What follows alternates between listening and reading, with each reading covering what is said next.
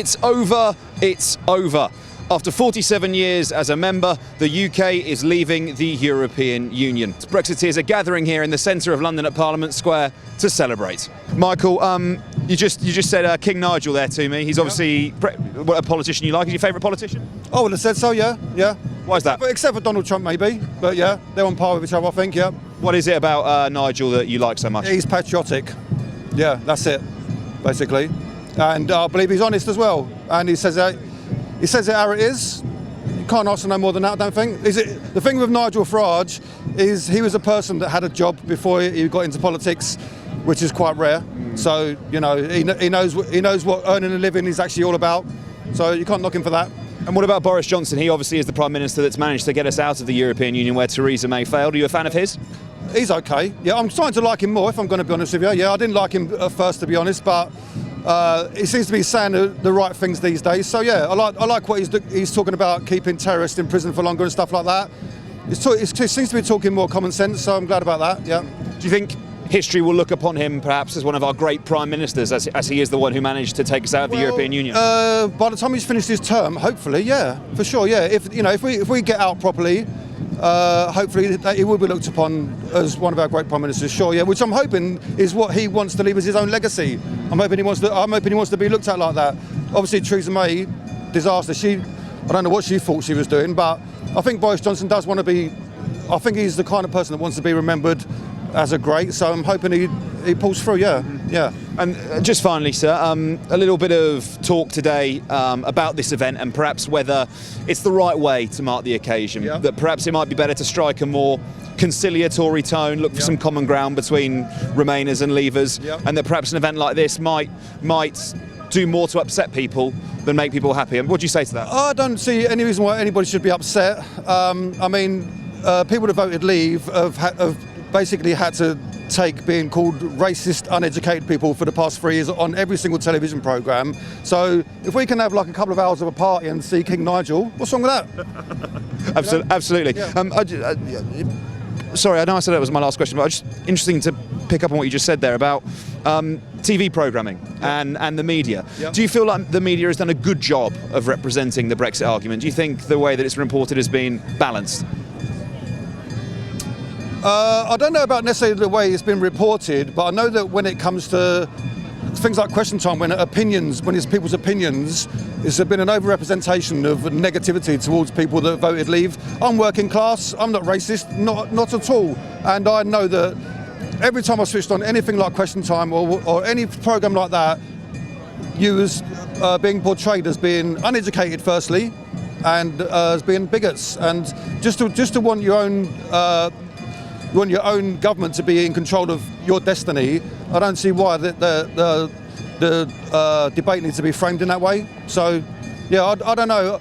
I'm not sure. I feel like the media is very pro-European, so all of it. So I don't know if it's been fair or not. 3, 2, 1, 7. I see the Welsh flag over there. So Roy, tell me why you're here in Parliament Square, under the rain, the night sky a little bit cold. I'm here to celebrate the fact that the UK can now make its own decisions, and we're no longer going to have our trousers pulled down by the E like we have done for the last 40 years. And I think it's thrust forward and trust in the Lord now. I think everything's going to be fine. So a few speakers here this evening, Nigel Farage, Julia Hartley-Brewer. Anyone you're particularly looking forward to hearing speak? Anne Widdecombe. Yeah, Anne Widdecombe. Proper stalwart of British politics. Hasn't been listened to in the Conservative Party for a good number of years now, and I think that's because they don't like the truth, and she's full of that. So you're a big fan of Anne Widdecombe, sir? I do like Anne Widdecombe, yeah. Have you, if you don't mind me asking, you don't have to answer if you don't want to, sort of your electoral history, have you voted for the Conservative Party? What sort of, how's your politics lined up over the last few years? Majority, yeah, I've been a Conservative Party voter most of my life until somebody actually come along that threatened that they might possibly be able to get us a vote on a referendum, and then it all changed. And that's my stance, yeah. I've always wanted to get out of the EU. I can remember back in the 1970s, my father was, all he was an HGV engineer, just an average kind of job, but we could afford to buy a house and have a car and go on holiday. We're one wage coming in the house. Can't do that no more. My son, he's a professional sparky. His missus is a school teacher, and together they've just managed to scrape a 3-bedroom semi-detached house together in the Midlands. It's ridiculous, the cost of, what's going on. And then you've got a beautiful place like London where all these people outside the country are coming in with their millions and millions and buying all the houses up, and then there's nowhere for anyone to live. It's ridiculous, really. So would you say that you're not just dissatisfied with the EU, you're also dissatisfied with how the UK's been run in recent years? Oh, absolutely, yeah. It's a tragedy what's been going on. There's not been any common sense added to the equation in any of the decisions. They've all been lying in the back pockets, to be quite frank. That's what I think. I really do. You've only got to look at Uber and all the black cab drivers. That says it all, doesn't it? You know what I mean? So are you a fan of Boris Johnson then? Do you think he's going to be looked upon favourably by history as the Prime Minister that took us out of the European Union? It depends what he achieves. I personally think he's the best of a bad bunch. I mean, Theresa May, she was a joke, in all honesty. I don't trust him. No, I don't trust him. The day we get our full fisheries back, will be the day I think that Johnson's got half a chance of being remembered. Yeah. And just finally, sir, do you think this kind of celebration, this kind of event, you might rub salt in the wound a little bit for people who voted to remain in the EU, and that perhaps doing something slightly more conciliatory, a little bit looking for the common ground, might be a better way to mark the day? No. Losers consent, mate. That's what democracy is all about. If you don't like it, switch it off. On the day we were once supposed to leave Europe.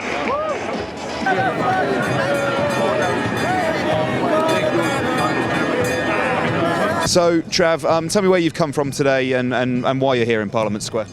I came here from Plymouth, and I came here to celebrate, the victory, democracy. Yeah, and it's a lot of fun. I'm glad I did come here. Took me a while though, but yeah, just having a good time. And what time are you expecting to be home today? Probably like 1-ish. Pretty serious business. Pretty serious business, I said, for you to come all this way. Not really, just a bit of fun. Yeah. So, obviously today we're leaving. 11 o'clock, the bell chimes. Not Big Ben necessarily, but we're out. The UK leaves the European Union. Bit of discussion about whether an event like this, a party like this, is sort of an appropriate way to mark the day, whether it's a little bit inflammatory. Do you think that perhaps being a bit more conciliatory might be a better way to behave today? I don't think it's that bad. I mean, there's been a bit of swearing, but it's been alright. Everyone's just having a good time. They're not breaking any laws, so I say crack on, innit? You think it's just basically light-hearted, celebratory? There have been plenty of second referendum protests and things like that have happened here, so why not there be one to mark Brexit then?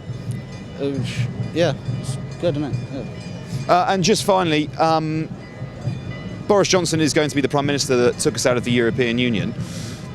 Do you think this is the sort of event that could mark him out to be one of our great Prime Ministers, one of the best Prime Ministers that history will perhaps look back on him as? I mean, it could do, but, there might be some other greater threat in the future, and then someone's going to come along and sort that out, which might be even greater than this. So, but for now, probably, yeah. And Nigel Farage speaking this evening. Are you a fan of his? You're a supporter of his? Sort of.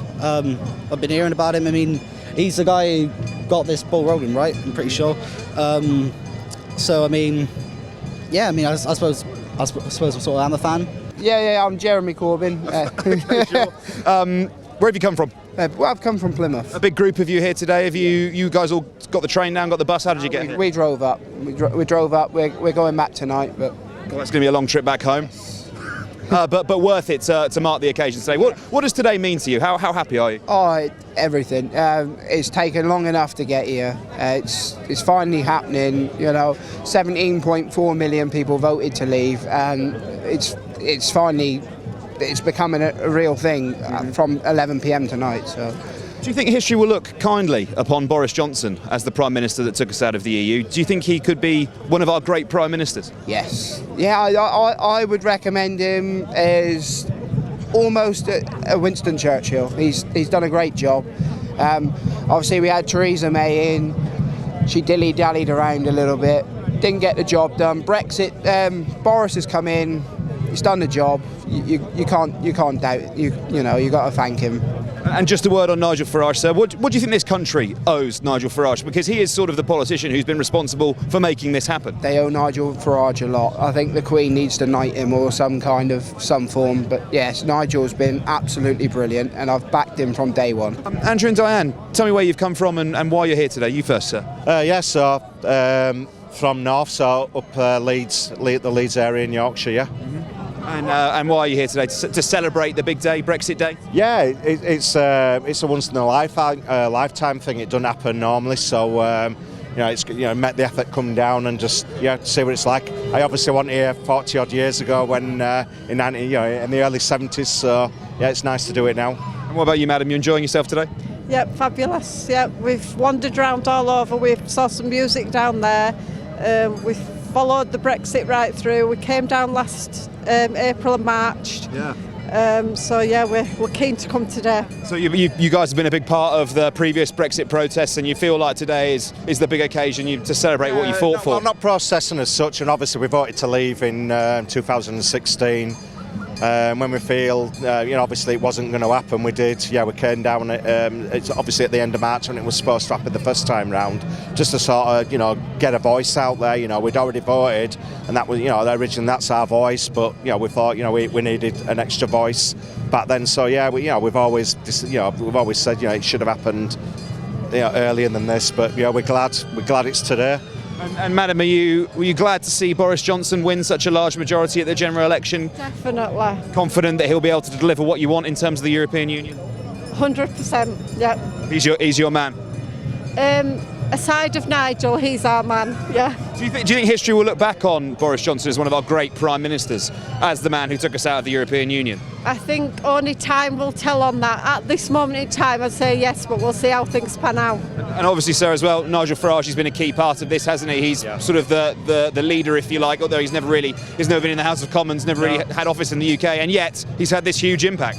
He has really, yeah. He's had an influence on the people without being in Parliament, which when you sort of look back, there hasn't been many in modern age. So it's good that he's done that. So